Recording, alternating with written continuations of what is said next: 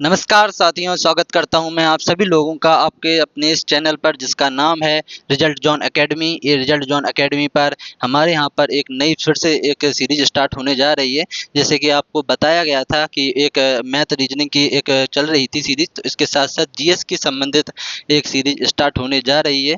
इस जीएस में आपको भारतीय राज्य व्यवस्था, जैसे कि आप थंबनेल देख पा रहे होंगे, भारतीय राज्य व्यवस्था आपको पढ़ाया जाएगा। ठीक है, तो ये जो राज्य व्यवस्था है जी, मेरा नाम है सोनू भास्कर और मैं आपके इस रिजल्ट जोन एकेडमी पे जीएस का फैकल्टी हूँ। इसमें मेरा जो सब्जेक्ट है, जैसे मैं पॉलिटी पढ़ाता हूँ, ज्योग्राफी पढ़ाता हूँ, हिस्ट्री और इकोनॉमिक्स भी मैं ही पढ़ाता हूँ। ठीक है, ये जो हमारे यहाँ पर ऑफलाइन क्लासेस भी चलती हैं, इसके साथ साथ ये ऑनलाइन का प्रारंभ की गई है। ऑनलाइन की व्यवस्था भी पूरी तरीके से की गई है। ठीक है, ये जो ऑनलाइन की जो आपको सीरीज दी गई है, जैसे कि आप पढ़ पा रहे होंगे, यहाँ पर पॉलिटी की जो सीरीज दी गई है, इस पॉलिटी की सीरीज में हम स्टार्टिंग से लेके लास्ट तक पूरी तरीके से संविधान पढ़ेंगे, संविधान के साथ साथ राज्य व्यवस्था पढ़ेंगे। ठीक है, और इसमें मैं आपको बताऊंगा कि ये जो सीरीज में आपको किस तरीके से क्या क्या चीज़ें दी जाएंगी, आपके इसमें क्या नोट्स होंगे, क्या आपके इसमें क्वेश्चन होंगे, क्या होंगे, वो सब चीज़ें इसमें हम तय करेंगे, सभी चीज़ें इसमें देखेंगे। ठीक है, जैसा कि आप देख पा रहे होंगे थंबनेल को, इसमें संविधान लिखा है, मौलिक अधिकार लिखे हैं, राज्य के नीति निर्देशक तत्व लिखे हैं, मूल कर्तव्य लिखे हैं और संघ और राज्य के संबंध, संवैधानिक संस्था और संसद। ये सभी टॉपिक, इसके अलावा भी बहुत सारे टॉपिक रहेंगे, वो सभी टॉपिक यहाँ पर तैयारी करवाई जाएगी। ठीक है, चलिए, ये जो सीरीज है, ये जो सीरीज का जो पर्पस है, जो आप जैसे कि आप देख पा रहे होंगे, एसएससी के लिए है, रेलवे के लिए, बैंक के लिए। हालांकि कुछ हद तक देखा जाए तो हमारा जो कंटेंट है वो एमपीपीएससी लेवल तक भी यहाँ पर जाएगा, ऑल स्टेट एग्जाम के लिए भी यहाँ पर तैयारी करवाई जाएगी और सभी चीज़ें आपको यहाँ पर बताई जाएंगी। जी हाँ दोस्तों, मैं आपको यहाँ पर बताते चलता हूँ कि ये जो मैं इस सीरीज में ज़्यादातर देखा जाए तो फैक्ट के साथ साथ कॉन्सेप्ट को साथ में लेकर चलूँगा, क्योंकि जो कॉन्सेप्ट होते हैं, क्वेश्चन हमेशा ज़्यादातर देखा जाए तो क्वेश्चन सभी कॉन्सेप्ट से बनकर ही आते हैं। वो कॉन्सेप्ट को जब हम पढ़ेंगे तभी हम क्या कर पाएंगे, तभी हम वहाँ पर अपने फैक्ट को समझ पाएंगे। वरना जैसे कि हमें पता है कि भारत का राष्ट्रपति कौन है, लेकिन भारत का राष्ट्रपति कैसे बनते हैं, कैसे उनका निर्वाचन होता है, कैसे क्या उनकी योग्यताएँ होती हैं, क्या उनकी एलिजिबिलिटी होती है, वो सभी चीज़ों को देखना भी, समझना, उन सब चीज़ों के बारे में गहन अध्ययन करना भी हमारे लिए बहुत ज़्यादा आवश्यक हो जाता है। ठीक है, और इसमें जो हमारे एकदम देखा है कि एसएससी सीजीएल के जहाँ तक जो क्वेश्चन आपने देखे हुए हैं, इसमें जो वेटेज वगैरह देखता है तो इसमें बहुत ज़्यादा इसका रहता है।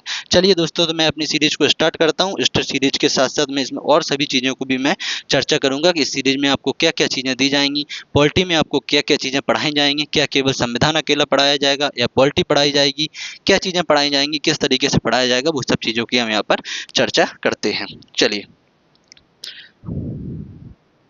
चलिए दोस्तों, तो ये हमारे ये थंबनेल आप देख ही रहे होंगे, इसमें आपको सभी चीज़ें लिखी हुई हैं। यहाँ पर कॉन्सेप्ट की बेहद पकड़ के वास्ते बताया गया है, प्रैक्टिस के साथ बताई गई है, टॉपिक वाइज टेस्ट बताए गए हैं, बेस्ट स्ट्रेटजी और गाइडलाइंस भी बताया गया है। देखो दोस्तों, क्या होता है, ये जो हमारा जो स्ट्रेटजी की बात की गई है, सभी छात्र क्या करते हैं कि सिलेबस पर तो ज़्यादा फोकस करते हैं, लेकिन उनको क्वेश्चन को कैसे टेकल करना चाहिए, क्वेश्चन को कैसे मतलब रिफाइन करना चाहिए, किस तरीके से उसको आगे लेकर चलना चाहिए, वो सभी बच्चों को समझ में नहीं आता है। क्वेश्चन का क्या स्वरूप रहेगा, क्वेश्चन को किस तरीके से, आजकल वर्तमान समय में देखा जाए तो आप मतलब क्वेश्चन के ऑप्शन में से ही ऑप्शन निकल कर आ रहे हैं, तो बच्चों को समझ में नहीं आता है कि कैसे उनको कवर करना है, ऑप्शन को किस तरीके से देखना है, किस तरीकों को हमें आगे अपनी रणनीति अपनाना चाहिए। वो सभी चीज़ें हम इस पर बातचीत करेंगे और वो सभी चीज़ें हम इसको साथ में लेकर आएंगे। साथ साथ हमारा जब कोई भी कॉन्सेप्ट खत्म हो जाता है, कोई भी टॉपिक खत्म हो जाता है, तो उससे संबंधित आपको सभी प्रकार के उसके पीवाईक्यू वगैरह आपको करवाए जाएंगे। चलिए दोस्तों, ज़्यादा समय व्यर्थ ना करते हुए ये जो सीरीज है हम आगे बढ़ाते हैं, इसमें समझने का प्रयास करेंगे, इसमें हम क्या क्या चीज़ें पढ़ेंगे, किस तरीके से आगे बढ़ेंगे। चलिए, ये जो हमारे इसमें बताया गया है कि रिजल्ट जोन एकेडमी पर यहाँ पर न्यू फाउंडेशन स्टार्ट होने जा रहा है। ये जो फाउंडेशन बैच है हमारे 13 जुलाई मतलब कि आज से ये स्टार्ट हो रहा है और ये 13 जुलाई से हमारे यहाँ न्यू फाउंडेशन बैच स्टार्ट हो रहा है। ठीक है, अगर कहीं कोई भी छात्र ऐसे हैं जो हमारे लाहौर जिला भिंड में कहीं पर भी संबंधित किसी क्षेत्र से आते हैं और उनको लगता है कि नहीं, हमें भी यहाँ पर फाउंडेशन कोर्स करना चाहिए, फाउंडेशन कोर्स का संबंधित होता है कि जैसे कि इसमें पूरा सिलेबस करवाया जाएगा, आपको टेस्ट वगैरह दिलवाए जाएंगे, आपको बेहतर गाइडेंस दी जाएगी, आपको स्ट्रेटजी बताई जाएगी। मतलब देखा जाए तो सभी प्रकार की जो चीज़ें होती हैं एक पढ़ाई से जुड़ी हुई, वो सभी चीज़ें आपको यहाँ पर बताई जाएंगी। ठीक है, ये जो पता है, हमारा पते की बात करिए तो ये हमारा जो बिचपरा रोड है, बिचपरा road, ward number 14, Janakpura Lahore, जिला भिंड, मध्य प्रदेश में ये जो संस्थान खोली गई है, वो इस संस्थान के माध्यम से आपको क्या किया जाएगा, यहाँ पर पूरा फाउंडेशन कोर्स चलता है। ये जो फाउंडेशन कोर्स की बात की जाए तो इसमें अनुभवी शिक्षकों का योग शिक्षक बताए गए हैं इसमें। ठीक है, डिजिटल बोर्ड की सुविधा बताएगी, जैसे कि आप देख ही रहे होंगे कि डिजिटल बोर्ड के द्वारा बच्चों को पढ़ाया जाएगा, उनको पूरी बाकायदा मैपिंग के साथ उनके मतलब जो भी चीज़ें उनके लिए बेहतर हो सकती हैं वो सभी चीज़ें इसमें करवाई जाएंगी। ठीक है, इसमें नियमित टेस्ट वगैरह भी करवाए जाएंगे, इसमें नियमित टेस्ट एवं मूल्यांकन किया जाएगा, उनको नंबर बताए जाएंगे कि आपने कहाँ पर टेस्ट किया है, किस में कितनी गलती की है, किस तरीके से आपको आगे चलना चाहिए, बेहतर इसको कैसे कर सकते हैं, वो सभी चीज़ें इसमें बात की जाएगी।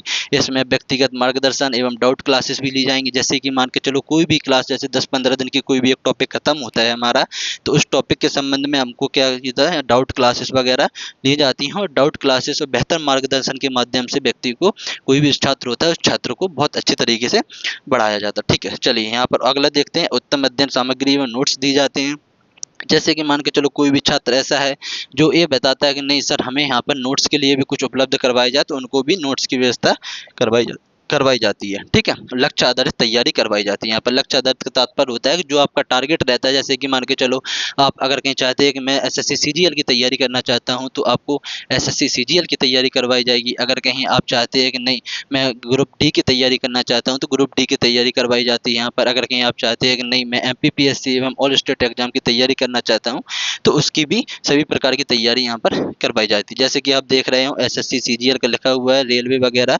एनटीसी, ग्रुप डी, ये सब चीज़ें, एमपीपीएससी, व्यापम, बैंक डिफेंस, सभी प्रकार की यहाँ पर तैयारी हमारी संस्थान की ओर से करवाई जाती है, जिसमें पूरा जो मतलब जितनी हमारी टीम द्वारा सभी प्रकार से आपका मार्गदर्शन दिया जाता है, बेहतर गाइडेंस दी जाती है, स्ट्रेटजी वगैरह बताई जाती है। चलिए, हमारी जो सीरीज है वो है कॉन्स्टिट्यूशन एंड पॉलिटी, मतलब संविधान और राजव्यवस्था। संविधान और राजव्यवस्था की बात की जाए तो सबसे पहले तो हमारे पास सामने ये प्रश्न आता है कि ये जो मैंने शब्द लिखे हुए हैं, ये शब्द का अर्थ क्या होता है। ये जो अर्थ होती है, ये जो संविधान होता है, तो संविधान हम किसे संविधान कहते हैं, ये जो राजव्यवस्था होती है हम किसे राजव्यवस्था कहते हैं, ये सभी चीज़ें हमारे सामने प्रश्न आते हैं। देखिए साथियों, मैं आपको बता दूं तो मेरी जो यहाँ पर जो सीरीज चलेगी,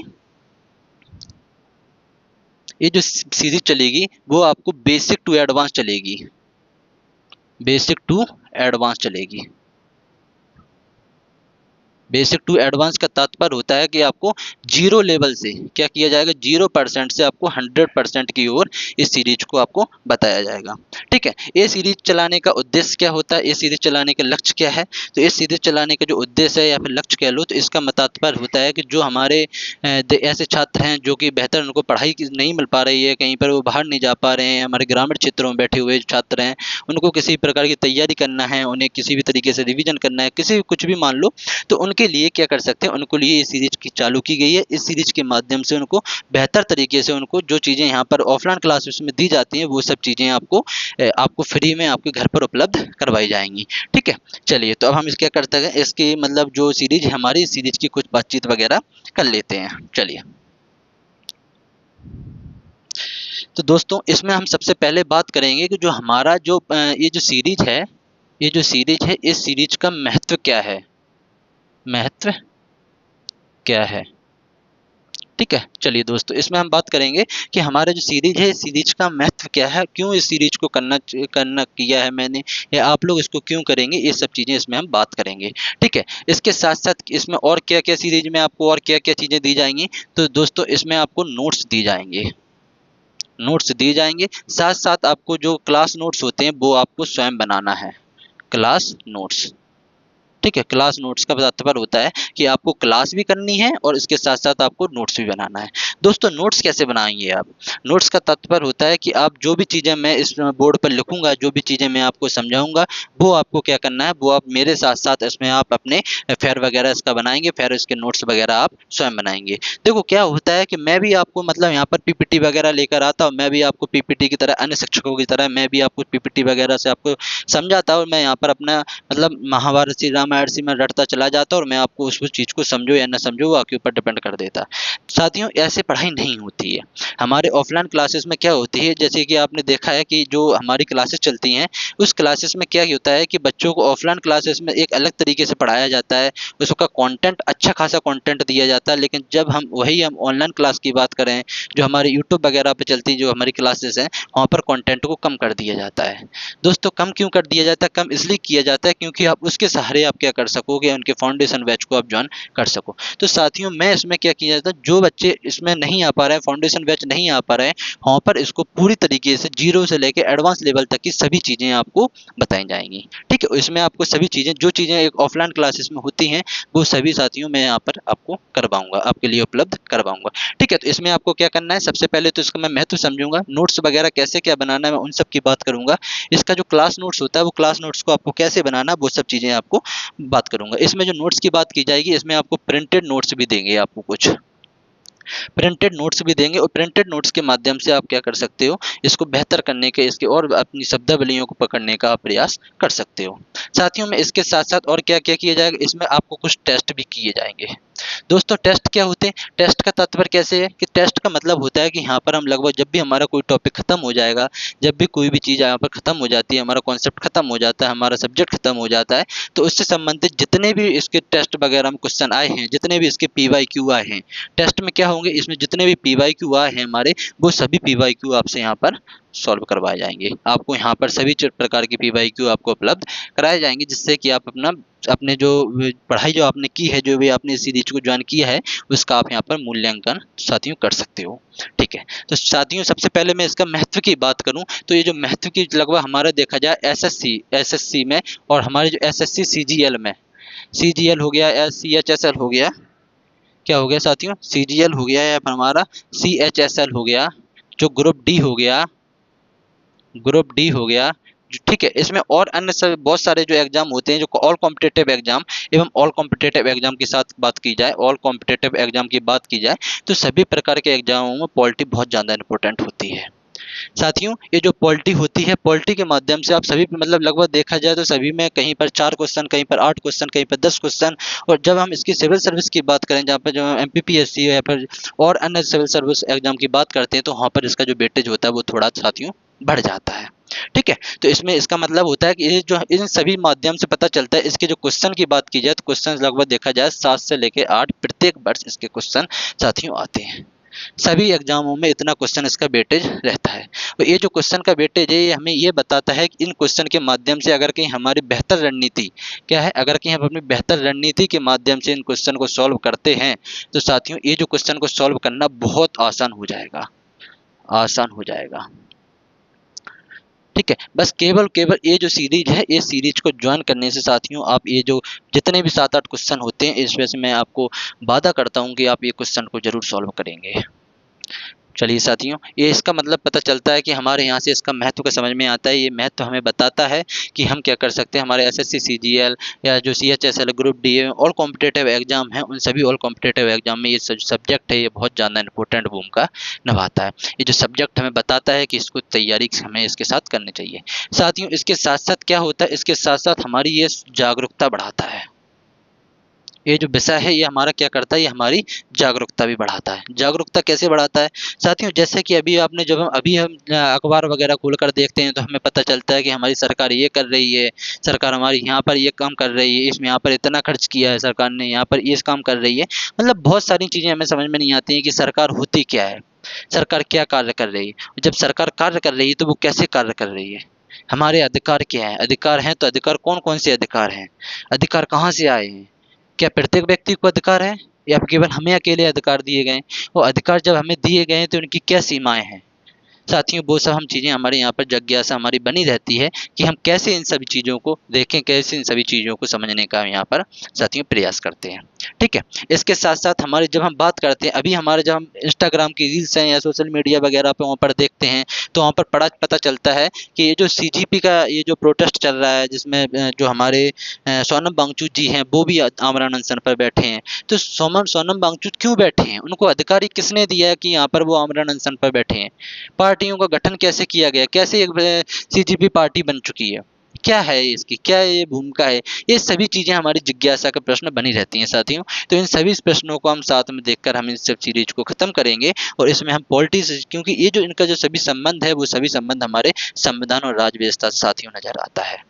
ये जो संविधान और राज्य व्यवस्था से संबंध इनका आता है तो इसमें हम समझने का प्रयास करेंगे कि इसमें किस तरीके से क्या क्या चीज़ें रहती हैं, वो सभी चीज़ें हम यहाँ पर समझने की बात करेंगे। ठीक है, चलिए दोस्तों अगली बात करते हैं हम अपने नोट्स पर। अगली बात करते हैं हम साथियों अपने नोट्स पर कि नोट्स आपको कैसे दिए जाएंगे। तो नोट्स तो आपको साथियों कुछ आपको प्रिंटेड नोट्स दिए जाएंगे। प्रिंटेड नोट्स का तात्पर्य होता है कि आपको ये जो स्लाइड है वो आपको स्लाइड आपको यहाँ पर उपलब्ध कराई जाएगी। अच्छा, ये जो स्लाइड है वो आपको कहाँ पर मिलेगी, वो आपको स्लाइड मिलेगी या फिर तो आपको टेलीग्राम चैनल पर मिलेगी, टेलीग्राम चैनल पर मिलेगी या फिर आपको कहाँ पर मिलेगी, व्हाट्सएप चैनल पर मिलेगी, व्हाट्सएप चैनल पर मिलेगी। ठीक है, आप यहाँ पर क्या करेंगे, ये जो इसका मतलब इसकी लिंक वगैरह है वो आप कहाँ पर लेंगे, जो हमारी वीडियो की डिस्क्रिप्शन होती है वहाँ पर आप इसकी लिंक ले सकते हैं। ठीक, ये जो आपको यहाँ पर प्रिंटेड नोट्स मिलते हैं। लेकिन साथियों प्रिंटेड नोट्स मतलब सभी उपलब्ध कराते हैं। प्रिंटेड नोट्स का तात्पर्य आपको क्या किया जाएगा, जो भी चीज़ें पढ़ाई जाएंगी आप आराम से पढ़िए, कोई दिक्कत नहीं है, आपको नोट्स सभी चीज़ें उपलब्ध हो पाएंगी। लेकिन साथियों मेरा मानना जहाँ तक है कि मेरा मानना ये है कि यदि आप जब तक मेहनत नहीं करते हो जब तक आप साथियों यहाँ पर कभी भी सफलता नहीं पा सकते हो। सफलता के लिए ये बहुत ज़्यादा आवश्यक हो जाता है कि केवल हमारे लेटने से या हमारे घूमने फिरने से कहीं पर भी खोल के क्लास करने लगते हैं अगर कहीं उससे अगर कहीं सफलता प्राप्त हो रही है तो ये बहुत ही मतलब देखा जाए तो ये हमारे यहाँ से अचूक कहा जाता है। साथियों इसके लिए ज़रूरी होता है कि अगर कहीं हमें इस सीरीज को सॉल्व करना है, इस चीज़ के जिससे संबंधित सभी प्रश्नों को सॉल्व करना है, हमें सफलता हासिल करनी है, हमें सक्सेस हासिल करनी है, साथियों हमें इन जो ग्रुप डी लिखी है, CGL, CHSL, ये सभी चीज़ें लिखी हुई हैं। हमें अगर कहीं एक गवर्नमेंट जॉब पाना है तो इसके लिए ज़रूरी होता है कि आपको क्या करना चाहिए साथियों, क्लास नोट्स बनाइए, क्लास नोट्स बनाइए। और जो क्लास नोट्स के माध्यम से जब आप अपनी भाषा में क्लास नोट्स बनाएंगे, जो चीज़ें मैं यहाँ पर लिख रहा हूँ साथियों वो सभी चीज़ें आप अगर कहीं अपनी भाषा में वहाँ पर लिखेंगे, अपने शब्दों से लिखेंगे, अपने अर्थातों से लिखेंगे उसको, तो साथियों ये आपकी सफलता के लिए बहुत ज़्यादा महत्वपूर्ण भूमिका निभाएगा। साथियों मैं आपसे विनम्र अनुरोध करता हूँ कि आपको ये प्रिंटेड नोट्स को ज़्यादा ध्यान में न देते हुए आपको क्लास नोट्स पर ज़्यादा फोकस करना चाहिए। साथियों जब आप क्लास नोट्स पर ज़्यादा फोकस करेंगे तभी आप एक यहाँ पर बेहतर तरीके से आप इसको सॉल्व कर पाएंगे और ये हमारी एक बेहतर तरीके से जो आपका लक्ष्य है, जो आपका उद्देश्य है वो आप हासिल कर पाएंगे। चलिए साथियों इसके आगे की हम और भी बात कर लेते हैं कि इसके आगे टेस्ट वगैरह आपके लिए क्या दिए जाएंगे, तो टेस्ट की क्या सुविधा रहेगी, टेस्ट की ये सुविधा की भी बात कर लेते हैं कि ये जो सीरीज है इस सीरीज में आपको टेस्ट वगैरह आपको कैसे दिए जाएंगे। तो साथियों जब भी हमारा कोई टॉपिक खत्म होता है, जैसे कि मान के चलो जब मैंने संवैधानिक विकास किया इसका और संवैधानिक विकास इसका ख़त्म होता है, या फिर मैंने फंडामेंटल राइट्स की बात की इसका टॉपिक ख़त्म होता है, तो साथियों मैं यहाँ पर आपके सामने आऊँगा और आपके सामने ही इसके PYQ सॉल्व करूँगा, जिसका उत्तर साथियों आप देंगे, जिसका उत्तर आप देंगे उस सॉल्व मैं करवाऊँगा। देखते हैं कि हमारी जो सीरीज है इस सीरीज से आपके सभी क्वेश्चन सभी PYQ सॉल्व होते हैं या नहीं होते हैं। अब आप अपना भी मूल्यांकन कर पाएंगे इससे कि हमारी जो सीरीज है इस सीरीज से अगर कि हमारे सभी PYQ सॉल्व होते हैं तो ये हमारे लिए बहुत अच्छी बात रहेगी कि हम क्या कर सकते हैं, आगे के लिए तैयारी इसके लिए कर सकते हैं। साथियों ये सभी चीज़ें हमारी ये सीरीज के माध्यम से आपको उपलब्ध करवाई जाएंगी। ठीक है, चलिए अब मुझे जहाँ तक उम्मीद है कि आपके ऐसा कोई भी प्रश्न आपका नहीं रहा होगा इससे संबंधित, जो कि आपको सब सीरीज से संबंधित कोई भी प्रश्न डाउट वगैरह, फिर भी अगर कहीं कुछ भी ऐसा प्रश्न है तो आप क्या करेंगे, आप हमारे कमेंट सेक्शन में आप इसको जरूर डालिए, या आने वाली क्लास में हम इसको और अच्छी तरीके से एक्सप्लेन करने का प्रयास करेंगे। चलिए साथियों तो अब हम क्या करते हैं, हमारा जो मेन कोर्स होता है उस पर हम बात करते हैं, जो हमारा संविधान है, जो राज्य व्यवस्था है उस पर बात करते हैं। साथियों तो हमारा विषय क्या है, हमारा विषय है संविधान, संविधान और राज्य व्यवस्था।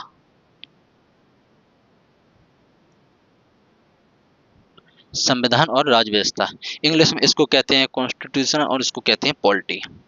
साथियों मेरा आपसे एक प्रश्न है जो कि आप कमेंट सेक्शन में बताएंगे, क्या ये जो संविधान और राज्य व्यवस्था है ये कोई विषय है, ये कोई विषय है क्या ये, या किसी विषय के अंतर्गत आता है ये साथियों, ये आपके लिए प्रश्न है और आप कमेंट सेक्शन में जरूर बताइए। इसका उत्तर हम क्या करेंगे, इसका उत्तर हम आने वाली क्लास में हम आपके सामने लेकर आएंगे। साथियों इसका जो उत्तर है वो हम आने वाली क्लास में लेकर आएंगे और आपको बताएंगे कि ये जो विषय है ये विषय वास्तविक या कोई विषय है या किसी विषय के संबंध में, इसका किसी विषय के अंतर्गत ये सब चीजें आती हैं। ये आपके लिए प्रश्न है, ये आप आगे चल के इसको डिफाइन कीजिएगा, इसको समझिएगा, इसके लिए आप सहारा लीजिएगा और बताइएगा कि ये जो हमने यहाँ पर ये क्वेश्चन मार्क लिखा है कि ये क्या विषय है या नहीं, इसका उत्तर आप जरूर दीजिए। साथियों अब हम स्टार्ट करना चाहते हैं अपने संविधान और राज्य व्यवस्था से। संविधान होता क्या है, हमारे सबसे पहले हम स्टार्ट बात करेंगे कि हमारा जो संविधान है वो संविधान का अर्थ क्या है। क्या है साथियों, स्टार्ट करेंगे हम कि ये जो संविधान है हमारा, संविधान का अर्थ क्या है, अर्थात हम किसको संविधान कहते हैं, किसको संविधान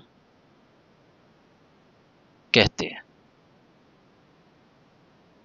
किसको संविधान कहते हैं।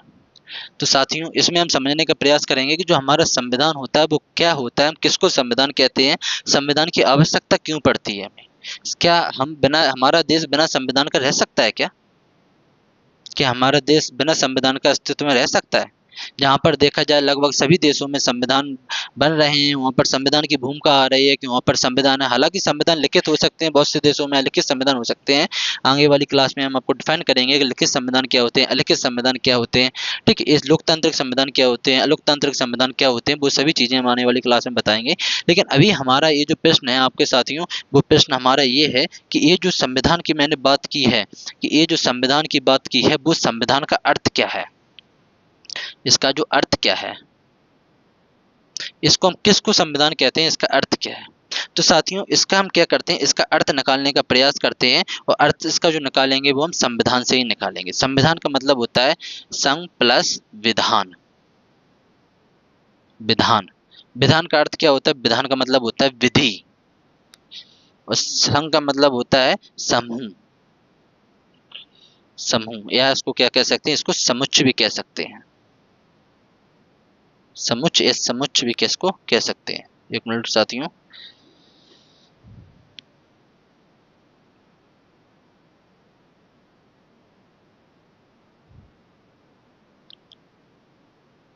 समुच्चय या समूह भी इसको कहा जा सकता है। ये समुच्चय समूह होता क्या है, किसका समूह की बात की, कि विधि के समुच्चय, विधि के समूह की बात की गई है। साथियों जैसे कि मैंने आपको बताया था कि विधि का समूह, लेकिन हमारे सामने ये प्रश्न आता है कि ये जो विधि है साथियों ये क्या है, हम किसको विधि कहेंगे। विधि, विधि के तत्व, चलो ठीक है, आप बहुत से लोग यहाँ पर बता रहे हैं कि नियम हो जाता है। विधि का एक चीज हम इससे भी मानते हैं कि विधि का जो अर्थ होता निकलता है, वो विधि का अर्थ निकलता है, एक तो हमारे नियम हो गया, नियम हो जाते हैं एक हमारे, एक दूसरा हमारा क्या हो जाता है, दूसरा हमारा कानून हो जाता है। तो साथियों हम विधि के तात्पर्य किससे निकालेंगे, नियम से निकालेंगे या फिर कानून से निकालेंगे। और जब हम इंग्लिश में बात की जाए तो इंग्लिश में इसको लॉ कहते हैं, इसको रूल्स कहते हैं, रूल कहते हैं, इसको एक्ट कहते हैं। अब इसका अर्थ हमें क्या निकलने को आ रहा है, क्या निकाल पाएंगे इसका, ये जो अर्थ होता है वो क्या होते हैं। क्या हमारा संविधान जो है जो विधि का समूह है, क्योंकि हमने यहाँ पर क्या निकाला था, हमारे यहाँ पर अर्थ क्या निकला था, हमारा अर्थ यहाँ पर ये निकला था कि ये जो हमारा संविधान है, अर्थ हमारा क्या निकला था साथियों, अर्थ निकला था हमारा कि ये जो संविधान है हमारा क्या है, ये जो संविधान है हमारा वो क्या है, हमारा विधियों का समूह है, विधियों का समूह है जिसमें बहुत सारी विधियां लिखी हुई हैं, जिसमें बहुत सारी चीजें बताई गई हैं हमें। विधि किसके संबंध में लिखी हुई है, हम और आप लोगों के संबंध में। नागरिकता लिखी हुई है कि हमारे लिए क्या अधिकार होंगे, संसद कैसे कार्य करेगी, राष्ट्रपति के क्या कर्तव्य होंगे, प्रधानमंत्री के क्या कर्तव्य होंगे, हमारे मंत्रिपरिषद कैसे कार्य करेगी, हमारा जो सुप्रीम कोर्ट है वो कैसे कार्य करेगा, सुप्रीम कोर्ट की स्वतंत्रता निष्पक्षता कैसे रहेगी, कैसे वो सरकार से अलग एक निष्पक्ष रहकर कार्य करेगा। ये सभी संबंधित, ये सभी चीजें क्या लिखी हुई हैं, हमारे संविधान में लिखी हुई हैं। और संविधान में क्या है, ये जो विधियों के रूप में लिखी हुई हैं, जो विधियों के रूप में लिखी हुई हैं, तो इन्हीं विधियों के समूह को हम क्या कहते हैं, संविधान क्या कहते हैं। इन्हीं विधियों के समूह को हम क्या कहते हैं, इन्हीं विधियों के समूह को हम क्या कहते हैं, संविधान कहते हैं। जी हाँ दोस्तों, ये जो संविधान की जो मैंने परिभाषा निकाली है, अभी ये सभी आंशिक रूप से परिभाषा निकली हुई है। ये अभी ये जो परिभाषा है, क्या ये पूरी है? जी नहीं, ये तो अभी पूरी हुई ही नहीं है, क्योंकि ये विधियों के समूह है। तो केवल विधियों के समूह मान लेने से क्या संविधान हमारा बन जाएगा क्या? विधियां तो बहुत पहले भी थी। जब हमारा भारत देश आज़ाद हुआ, आज़ादी के पहले जब हम अंग्रेजों के उपनिवेश हुआ करते थे, तो उस समय भी भारत में विधियां थी। और क्या इन विधियों के माध्यम से क्या हम संविधान कह सकते हैं? तो क्या हमारा उस समय भी संविधान था? विधियां तो उस समय भी हुआ करती थी। तो साथियों, इसको हम समझने का प्रयास करेंगे कि विधियां, हम किन विधियों की बात करेंगे, कैसी विधियां होती हैं। तो ये जो विधियां होती हैं, क्या ये विधियां लॉ के रूप में होंगी, या रूल्स के रूप में होंगी, या एक्ट के रूप में होंगी? इन तीनों सभी तीनों शब्दों को हम समझने का प्रयास करेंगे कि ये जो विधियां होती हैं वो कैसी होती हैं। साथियों, विधि शब्द का जब हम प्रयोग करते हैं तो विधि का तात्पर्य होता है सार्वभौमिकता से। सार्वभौमिकता, सार्वभौमिकता से इसका तात्पर्य होता है। सार्वभौमिकता का तात्पर्य क्या होता है? साथियों, सार्वभौमिकता का तात्पर्य होता है कि ये जो विधि होगी, क्या होगी? ये जो विधि होगी, ये विधि पूरे भारत में लागू होगी। संपूर्ण संपूर्ण भारत में लागू। संपूर्ण भारत तक लागू मतलब प्रत्येक व्यक्ति तक लागू। क्या निकला? कि प्रत्येक व्यक्ति या नागरिक के लिए हमारे संविधान में विधि बनाई गई है। ये हमने यहाँ पर अर्थ निकाला विधि से, कि विधि क्या होती है? विधि का तात्पर्य होता है सार्वभौमिकता से। सार्वभौमिकता क्या होती है? सार्वभौमिकता का तात्पर्य होता है जिसके सभी लोगों के लिए हो, जिसका सभी लोगों के लिए कोई अधिकार हो, सभी लोगों के लिए हो। संपूर्ण भारत में इसका क्रियान्वयन क्या किया जाएगा? प्रत्येक व्यक्ति अपनी आवाज उठा सकता है कि हमारे पास अधिकार है, तभी तो वो विधि है। चलिए साथियों, जैसा कि अब हमारा अगला शब्द आता है कि रूल्स या नियम क्या होते हैं। नियम हम किसकी बात करते हैं? वरना मैं यहाँ पर लिख सकता था कि यहाँ पर नियमों का समूह है, ये विधियों का समूह ही हमने यहाँ पर क्यों लिखा है? कहीं ना कुछ साथियों ये प्रश्न खड़े करता है हमारे। तो प्रश्न क्या आता है कि नियम किसे कहते हैं? फिर नियम कहते हैं तो फिर हमारा एक्ट क्या होता है? कानून किसे कहते हैं? तो साथियों, नियम का तात्पर्य होता है किसी संस्था द्वारा बनाए गए नियम। किसी संस्था द्वारा बनाए गए नियम। किसी संस्था द्वारा बनाए गए नियम का तात्पर्य क्या होता है? ये जो संस्था कोई सी भी संस्था हो सकती है, हमारी नगर पालिका होती है, नगर पंचायत होती है, नगर निगम होती है, ये भी तो हमारी नियम बना सकती है। तो क्या साथियों, क्या हम इसको भी विधि कहेंगे? कोई संस्था जब हमारी कोई भी कानून बनाएगी, कोई भी नियम बनाएगी, तो क्या हम उसको विधि कहेंगे? क्यों? उसका अधिकार क्षेत्र तो उसकी, जैसे मान के चलिए, एग्जाम्पल मान के चलिए कि आपकी जो नगर पालिका है, नगर पालिका कोई कानून बनाती है, तो नगर पालिका जब कोई भी नियम बनाती है वो, तो जब वो नियम बनाएगी तो क्या हम उसको विधि कह सकते हैं? और क्या वो पूरे भारत में लागू होगी? आपकी नगर पालिका द्वारा कोई भी कानून नियम बनाया जाता है, तो क्या वो पूरे भारत में लागू होगा? नहीं होगा ना साथियों। लेकिन अगर कहीं हम विधि की बात करें तो विधि पूरे भारत में लागू होती है। अभी हमने दो शब्द समझने का प्रयास किया है। एक तो हमारा समझने का प्रयास किया कि विधि क्या होती है, दूसरा हमने समझने का प्रयास किया है कि नियम क्या होते हैं। लेकिन साथियों, जब हम बात करते हैं कि ये जो कानून क्या होते हैं, कानून का अर्थ क्या निकल कर आता है, तो कानून का अर्थ जब हम निकालते हैं तो कानून का अर्थ निकल कर आता है साथियों, क्या आता है हमारा कि जो हमारी संसद है, क्या है? संसद द्वारा बनाए गए। इसको कहाँ पर बनाए जाते हैं? संसद द्वारा इसको बनाए जाते हैं। तो साथियों, अगर कहीं हम इसकी बात करें कि कानून क्या होते हैं, तो ये हमारी संसद द्वारा बनाए जाते हैं। जब हमारे संसद द्वारा इसको बनाए जाते हैं तो इसको इंग्लिश में कहते हैं एक्ट। इंग्लिश में कहते हैं एक्ट। लेकिन ये जो एक्ट होते हैं, जैसे इसका कोई एक एग्जाम्पल, कोई भी संसद द्वारा कोई भी एक एग्जाम्पल है क्या? बहुत सारे एक्ट बनाए हुए हैं हमारी संसद ने। जैसे जन प्रतिनिधित्व अधिनियम ले लीजिए, वो भी एक्ट बनाया है। पॉक्सो एक्ट बनाया है। पॉक्सो एक्ट बनाया है ना हमारे हमारी संसद ने जो एक्ट बनाया है उसको क्या कहते हैं? POCSO act. क्या ये जो पॉक्सो एक्ट है वो हमारे संविधान में था? नहीं था। और ये कहाँ पर आया है? संसद द्वारा इसको बनाया गया है। जब साथियों संसद द्वारा इसको बनाया जाएगा तब इसको क्या कहा गया? इसको पॉक्सो एक्ट कहा गया। और ये किसके अंतर्गत आया गया? ये कानून के अंतर्गत आता है। अब साथियों, अब हम क्या करते हैं, अब हम इसकी संविधान की परिभाषा समझने का प्रयास करते हैं कि जो संविधान की जो परिभाषा है वो हमें क्या बताई गई है। चलिए साथियों, अगला पेज ले लेते हैं हम, उसमें हम संविधान की परिभाषा का पता लगाते हैं कि अभी हमारी इसकी जो संविधान है उसकी परिभाषा क्या निकलती है।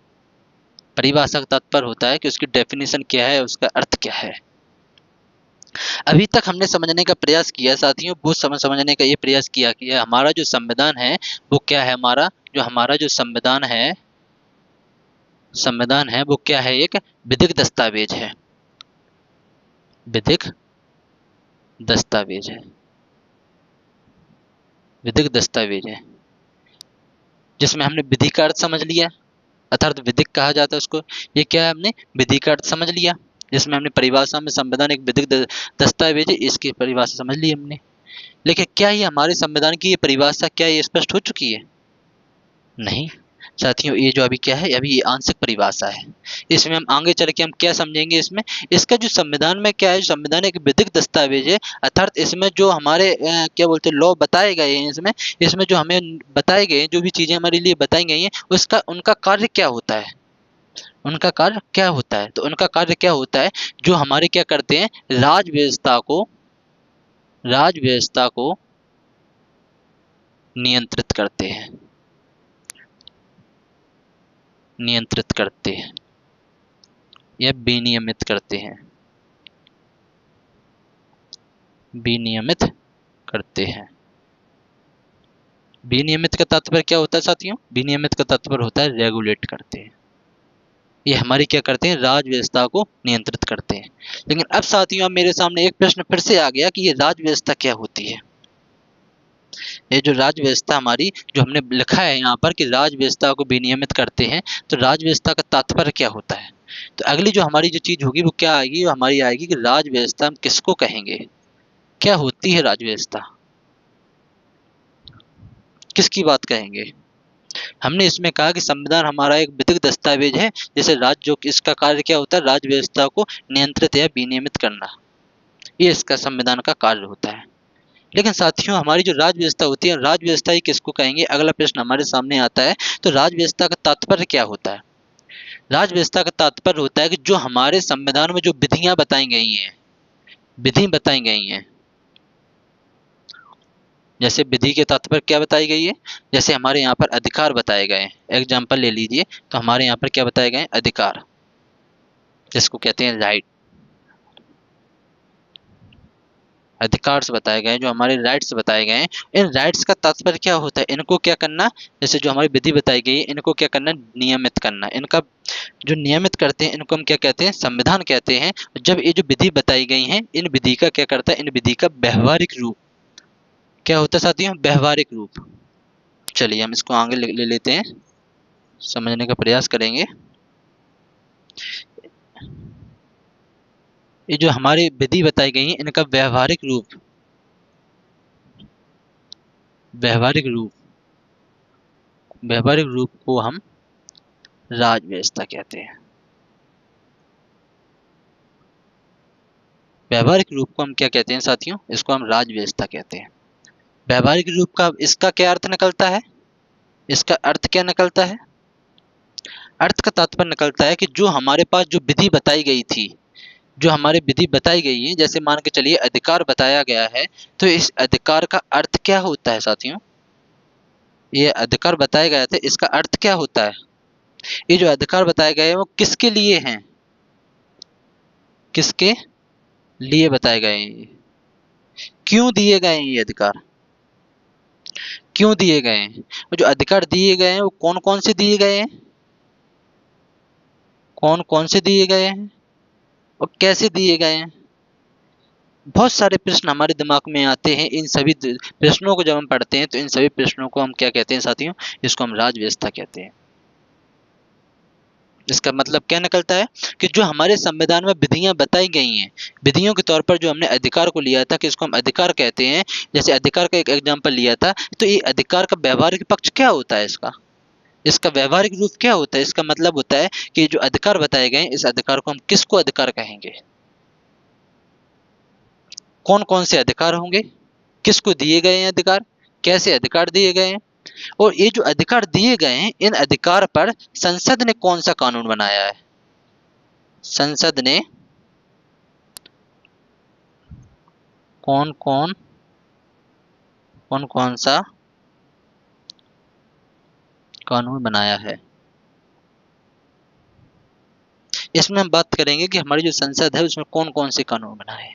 यहाँ पर जो हमारा जुडिशरी का क्या काम है, जो हमारी न्यायपालिका है, न्यायपालिका ने इसके बारे में क्या किस चीज की बात की है, इसको हम क्या करेंगे, इसकी हम बात करेंगे कि न्यायपालिका के हमने इस पर क्या क्या अर्थ निकलता है। एक न्यायपालिका जो हमारी संविधान की व्याख्या के रूप में उसको कहा जाता है कि हमारे संविधान की जो व्याख्या करने का कार्य है वो हमारी न्यायपालिका का कार्य है। तो साथियों ये जो न्यायपालिका ने संसद के इसके अधिकार के बारे में किसकी बात की है, ये सभी चीजें हम किस में पढ़ते हैं, ये सभी चीजें हम पॉलिटी में पढ़ते हैं। सभी चीजें हमारी राज्य व्यवस्था का अंग होती हैं। एक और एग्जांपल ले लेते हैं, एक और संविधान के तरीके से हम एक और समझ लेते हैं कि क्या होता है, किस तरीके से एक एग्जांपल से हम और बेहतर तरीके से समझ पाएंगे। चलिए साथियों तब एक एग्जांपल से और समझते हैं। जैसे कि हमारा तात्पर्य होता है कि हमारे संविधान में जो राज्य की परिभाषा बताई गई है या विधि की परिभाषा बताई गई है या नागरिकता ले लेते हैं, मतलब बहुत संविधान में हमारे बहुत सारे ऐसे प्रावधान दिए गए हैं, नागरिकता का ही समझते हैं।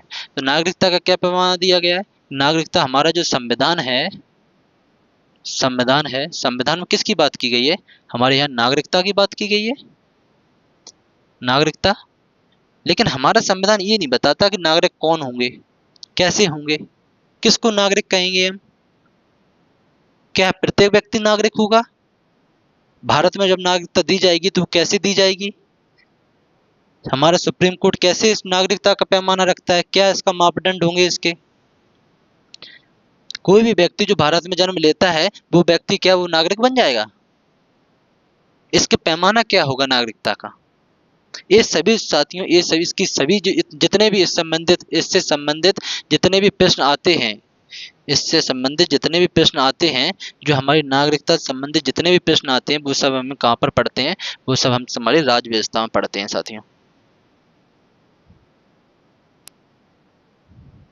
राज्य व्यवस्था में पढ़ते हैं जिसको हम पॉलिटी कहते हैं।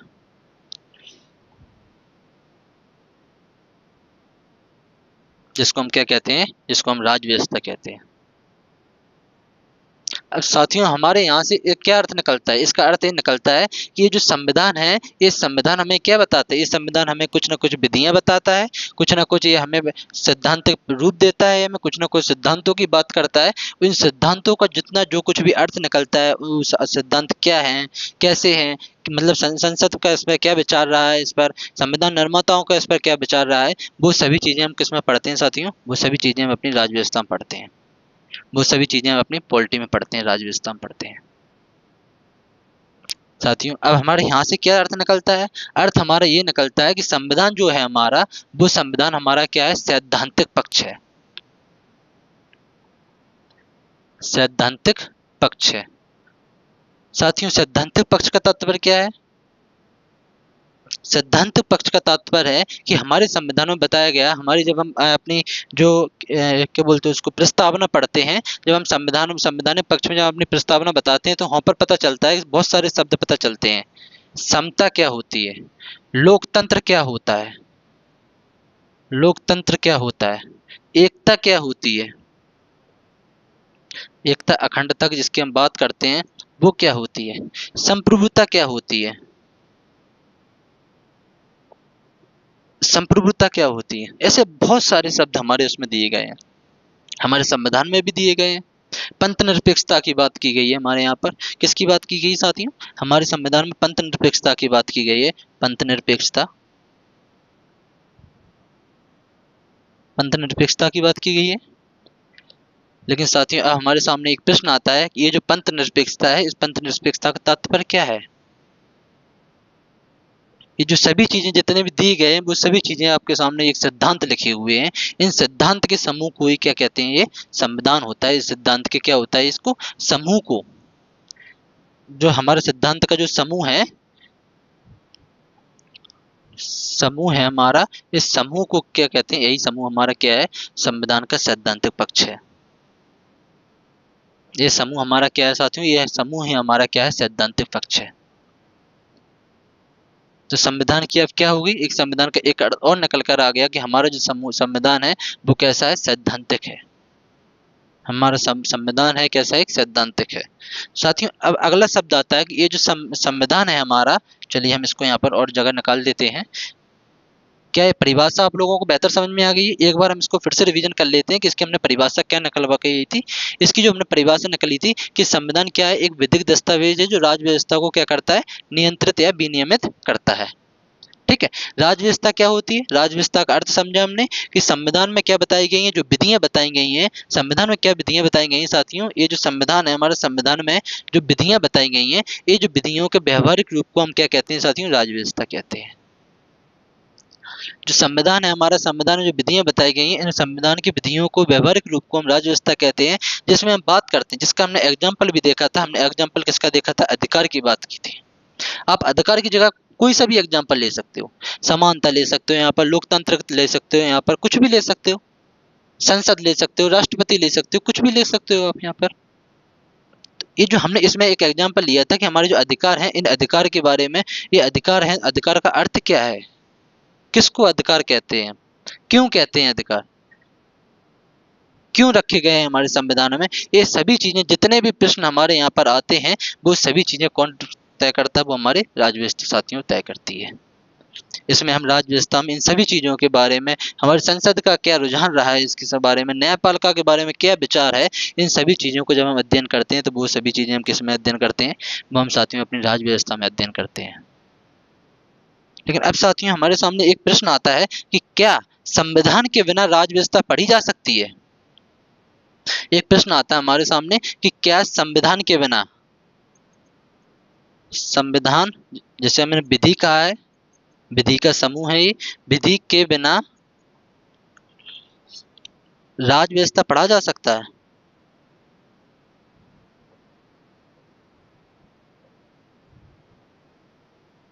पढ़ा जा सकता है। तो साथियों वो इसका उत्तर निकल कर आता है कि नहीं, नहीं।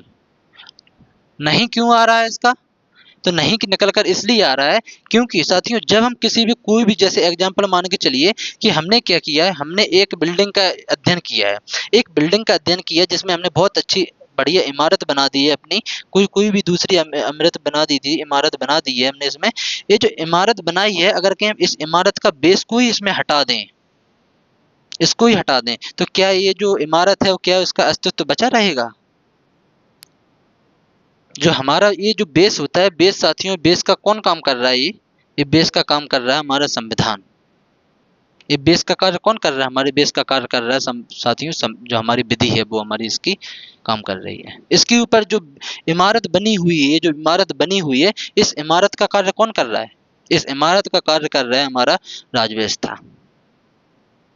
और ये जो इमारत है, इस इमारत पर जितनी भी डिजाइन वगैरह निकालना है, इस पर जो डिजाइन वगैरह निकालना है, वो डिजाइन का कार्य कौन कर रहा है साथियों, वो काम कर रहा है हमारी न्यायपालिका। इसकी रक्षा का कार्य कौन कर रहा है, इसकी रक्षा का कार्य हमारी न्यायपालिका कर रही है।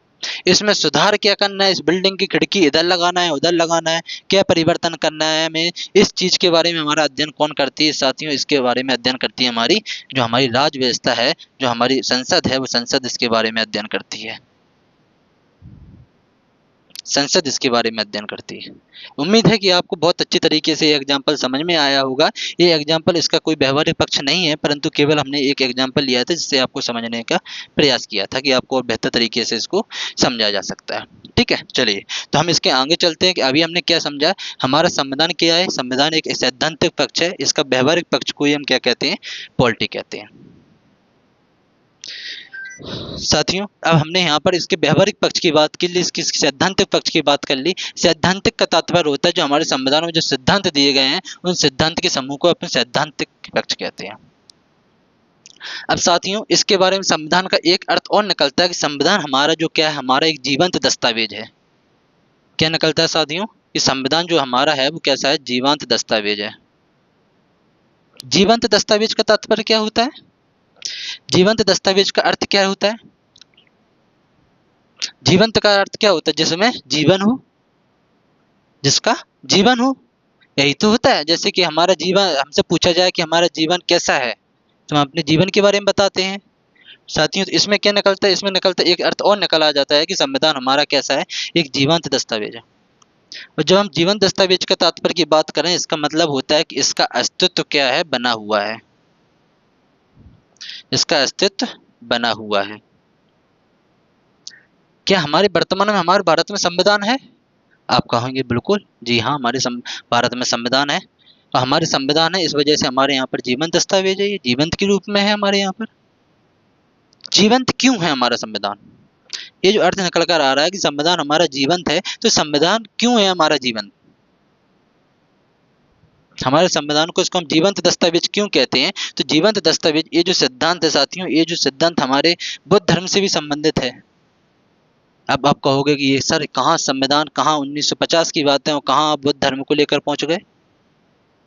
तो साथियों, ये जो हमारे बुद्ध धर्म से भी संबंधित है। बुद्ध धर्म से संबंधित क्यों है? क्योंकि साथियों, हमारे बुद्ध ने क्या कहा है, बुद्ध ने अपने उपदेशों में कहा है कि अगर कहीं हमें अपनी हमारे जो उपदेश हैं, अगर कहीं हमारे उपदेशों में कोई परिवर्तन करने की आवश्यकता पड़ती है साथियों, तो हमें उस परिवर्तन को अवश्य करना चाहिए। क्योंकि अगर कहीं हम अपने उपदेशों में परिवर्तन नहीं करेंगे, तो एक बहुत बड़ी संभावना है कि ये जो उपदेश है हमारे, ये जो वचन है हमारे, या जो दर्शन है हमारा, ये धीरे धीरे एक मरण अवस्था में पहुंच जाएगा। तो साथियों, इसमें उन्होंने क्या कहा, उन्होंने कहा कि आप हमारे जो विचार दिए गए हैं, हमने सिद्धांत दिए हैं, हमने जो हमारी जो दर्शन है, जो हमारी फिलॉसफी है, उसमें आप करो, उसमें क्या करो, आप उसमें आप संशोधन करो, उसको परिवर्तन करो, उसको और बेहतर करने का प्रयास करो। और जब आप उनको बेहतर करने का प्रयास करोगे, तभी वो चीज, कोई भी चीज हो, तभी उसका अस्तित्व बना रहेगा। साथियों, अगर कहीं आप एक मकान भी बनाते हैं और इस मकान को केवल आप एक बार बना दीजिए, आप इसे, उसकी कभी देखभाल न कीजिए, तो धीरे धीरे वो भी एक मरण अवस्था में पहुंच जाएगा, उसका अस्तित्व धीरे धीरे समाप्त हो जाएगा, उसकी दीवारें खराब हो जाएंगी, उसका जो उसकी जो कलर होता है, वो सभी समाप्त हो जाएगा उसका। तो इसमें क्या है, इसका अर्थ क्या निकलता है? इसका अर्थ ये निकलता है साथियों कि इसमें क्या होता है, हमारे संविधान में संशोधन होता है। एक मिनट साथियों, रुकिए।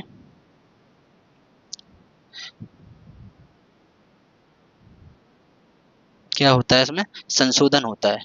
और ये जो संशोधन होकर क्या होता है, इसमें नए नए परिवर्तन आते हैं, नए नए परिवर्तन आते हैं, नए नए इसमें परिवर्तन आते हैं। साथियों, जब ये नए नए इसमें परिवर्तन आते हैं, तभी हमारा संविधान कैसा बना हुआ है, एक जीवंत दस्तावेज बना हुआ है। तो अभी हमने अपने संविधान के कितने अर्थ निकाल लिए कि एक संविधान की, सबसे पहले हमने उसका अर्थ निकाला कि संविधान किसको कहेंगे, उसका क्या अर्थ निकलता है, संविधान अर्थ से उसका क्या अर्थ निकलता है। पॉलिटी समझी हमने कि पॉलिटी किसको कहेंगे, इसका सैद्धांतिक पक्ष समझा कि इसका सैद्धांतिक पक्ष क्या है। इसका हमने जीवंत दस्तावेज के रूप में इसका अर्थ निकाला जाता है, तो जीवन दस्तावेज इसका क्यों है, किस लिए रखा गया है इस जीवन दस्तावेज को। और इसमें हम परिवर्तन करके इसको, हम हमेशा इसको नया बनाते रहते हैं। अगर कहीं मुझको लगता है कि नहीं, इसमें ये परिवर्तन करने की आवश्यकता है, तो हम वहाँ पर इसको परिवर्तन करते हैं। साथियों, जब हम इसको परिवर्तन करते हैं, तभी हमारा जो संविधान है वो एक कैसा बना हुआ है, एक जीवंत दस्तावेज बना हुआ है, और आज भी इसका अस्तित्व बना हुआ है। तो इसके बारे में बहुत कुछ अध्ययन करेंगे। इसके साथ साथ हमारा अगला शब्द जो लेकर आते हैं, वो संविधान के बारे में बहुत से लोग ऐसे भी बताते हैं कि जो हमारा संविधान है वो क्या है, हमारे संविधान सभा का दर्शन है। अब एक शब्द कहाँ से आ गया कि हमारे संविधान सभा का दर्शन है? साथियों, दर्शन का तात्पर्य होता है कि जो हमारे संविधान निर्माता हैं, जो हमारे संविधान निर्माता हैं, क्या निकल कर आता है, ये जो हमारे संविधान निर्माता है उनका क्या था, ये दर्शन था।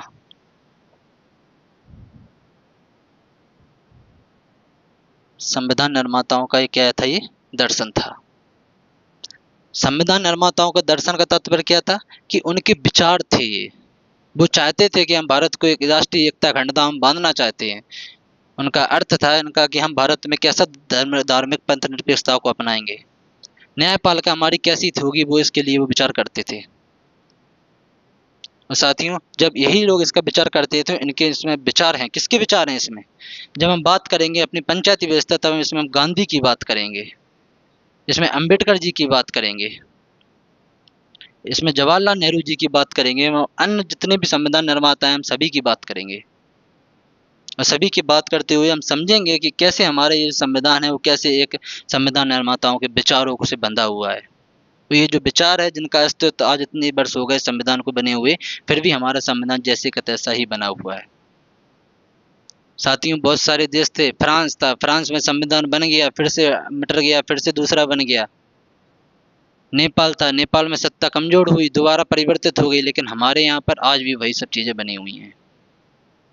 पाकिस्तान में देखा जाए तो कितनी बार सैनिक कानून लग चुका है वहाँ पर, कितनी बार वहाँ पर आपातकाल की घोषणा हो चुकी है, लेकिन भारत में आज भी भारत का अस्तित्व उतना ही वैसा कि जैसा बना हुआ है। हमारी सरकार जैसे की जैसी बनी हुई है। तो कहीं ना कहीं हमारे संविधान की बात की जाए तो हमारा संविधान एक बहुत बेहतर साबित हुआ है इन सब चीज़ों में। इसके आगे की क्लास, इसके आगे के हम और समझने का प्रयास करेंगे, संविधान के बारे में और बेहतर तरीके से समझने का प्रयास करेंगे। राज व्यवस्था थी, हमने राज व्यवस्था में भी समझा दिया है। अब मुझे लगता है कि आपकी क्लास को यहाँ पर समाप्त करना चाहिए और आने वाली क्लास में जिसकी हम बात करेंगे संविधान की विशेषताओं की बात करेंगे। इसमें हम बताएंगे कि संविधान और राज्य व्यवस्था को जब हम समझ लेंगे तब हम इसका पूरा सिलेबस बताएंगे कि इसमें हम क्या क्या चीज़ें इसमें पढ़ना चाहेंगे, किन किन चीज़ों को हम इसमें पढ़ते हैं। चलिए साथियों अपनी क्लास को समाप्त करते हैं। इसके आगे की जो है आपको एक छोटी सी सूचना है जो आपके लिए बहुत बेहतर साबित होगी, जिसमें आपको लिए एक न्यू फाउंडेशन बैच की इसमें बात की गई है। अगर कि हमारे 13 जुलाई यानी कि आज से हमारे यहाँ पर न्यू फाउंडेशन बैच स्टार्ट हो रहा है। और साथियों यहाँ पर मैं ज्योग्राफी के साथ अपना सिलेबस स्टार्ट करने जा रहा हूँ, जिसमें आपको बेहतर तरीके से आपको समझाया जाएगा, पूरा सिलेबस को उसको डिकोड किया जाएगा, क्या उसके शब्द अर्थ होते हैं वो सभी चीज़ें इसमें समझाई जाएंगी। इसके साथ साथ हमारे यहाँ मैथ, रीजनिंग और ऑल कॉम्पिटिटिव एग्जाम की तैयारी करवाई जाती है। तो आप लोग आइए, हमें इसका बताइए इसमें कि कैसे क्या पढ़ाई वगैरह कैसी क्या चल रही है, इसका मूल्यांकन कीजिए आप लोग और मुझे इसकी राय परामर्श जरूर दीजिए। साथियों पता है इसका बिचपरा road, ward number 14, Janakpura, Lahore, जिला भिंड, मध्य प्रदेश। साथियों आइए एक बार इसका हमें इसके जरूर इसका सहयोग की बात की जाए तो जरूर इसका दीजिए आप लोग। बताइए हमें कि आपका हमारा जो कंटेंट है वो कैसा कंटेंट है, आपके लिए कैसे बेहतर साबित हो रहा है, क्या ये आपके लिए आवश्यक है, क्या वो सब चीज़ें आप सोच पा रहे हैं जो चीज़ें सब चलती हैं, क्या आपने इतना बेहतर तरीके से इसका अध्ययन किया था। तो साथियों जरूर इसकी बात की जाएगी। ठीक है, धीरे धीरे आप हमारे फाउंडेशन बैच से जुड़ सकते हैं। आपको लगता है कि नहीं मेंटरशिप के साथ, गाइडेंस के साथ आपको और बेहतर तरीके से आप मेरी आंखों के सामने बैठकर पढ़ना चाहते हैं, तो आप जरूर बिल्कुल आप हमारा फाउंडेशन बैच ज्वाइन कीजिए, जिसकी बहुत ही न्यूनतम फीस रखी गई है। और अगर कहीं आप हमारा फाउंडेशन बैच ज्वाइन नहीं करना चाहते हैं तो जो हमारी पॉलिटी की जो सीरीज चल रही है उस पॉलिटी की सीरीज को आप ज्वाइन कीजिए और पॉलिटी की सीरीज के माध्यम से अपना अध्ययन कीजिए। और अगर कहीं आपने कहीं पर तैयारी कर रखी है, आपने लगभग एक साल 2 साल जितनी भी सालें हो चुकी हैं आपको, तो आप इस पॉलिटी की राज व्यवस्था को पढ़िए। आप मुझे बताइए कि क्या इसमें क्या बेहतर करने का, इसमें क्या परिवर्तन करने की आवश्यकता है। साथियों हमारे बुद्ध धर्म में भी कहा गया है कि अगर कहीं आप परिवर्तन नहीं करोगे तो धीरे धीरे वस्तु कोई भी वस्तु हो वो एक मरण अवस्था में पहुंच जाएगी। तो साथियों आपको ज़रूरी है कि आप भी धीरे धीरे इसमें परिवर्तन कीजिए और मुझे भी बताइए कि क्या इसमें बेहतर करने का प्रयास इसमें किया जाता था। चलिए विदा लेते हैं आप लोगों से। आप लोगों का बहुत बहुत धन्यवाद, आप मेरी क्लास में बने रहे, आपने इतना कवर किया है सबको। आने वाली क्लास में भी हम इसको और बेहतर तरीके से उसको समझने का प्रयास करेंगे। और जो कोई भी आपकी शिकायत हो, कुछ भी हो आपकी, देखो शिकायत क्या होती है, एक मानवीय प्रवृत्ति होती है, हर व्यक्ति के अंदर बहुत सारी इच्छाएं होती हैं। आप इसमें कमेंट्स बॉक्स है आपके लिए, आप इसमें कमेंट्स डालिए, समझाइए, मुझे बताइए क्या क्या चीज़ें इसमें बेहतर करने की बात की जाएगी। और आने वाली क्लास में हम इसका सिलेबस बात करेंगे, इसकी विशेषताओं को बात करेंगे। आने वाले लगभग हमारी जितने दिनों की क्लास रहेगी, ये जितना आपका सहयोग रहेगा उसी हिसाब से ये क्लास चलती रहेगी, इसलिए आप इसको सहयोग कीजिए। आप अपने दोस्तों मित्रों के लिए जो इस चीज़ को, जो फाउंडेशन बैच नहीं खरीद पा रहे हैं, जो ये सब चीज़ें कवर नहीं कर पा रहे हैं, उन सब के लिए आप सहयोग कीजिए। उनको लिए अपने सोशल मीडिया हैंडल्स पे इसको शेयर कीजिए, उनको बताइए कि आप भी एक बेहतर तरीके से तैयारी कर सकते हैं। चलिए विदा लेते हैं साथियों आप लोगों से, और आप लोगों से बस उम्मीद करते हैं कि आप अपने इसी तरीके का सहयोग आप बनाए रखेंगे। धन्यवाद।